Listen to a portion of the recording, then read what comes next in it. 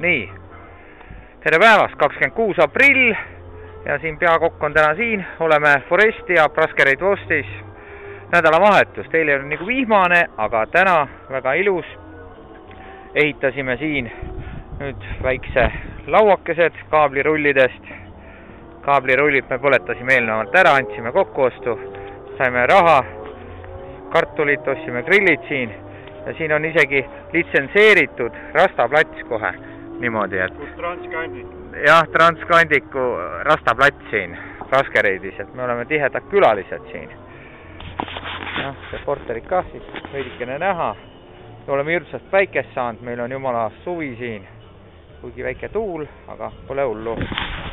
Nii et vaatame jälle, paremat asja ei oska tahtagi, autod kas ei saad, mõlemad siin, punane sinine. Väikselt remontisime, puhastasime ja siis üldiselt niisugune ilus värk on. Kased veel, hiirekõrvad mingised on, aga et midagi. Aga kisub ära juba meil ilusti suve poole. Me hakkame nüüd sööma siin Tartsiga ja siis vaatame. Okei.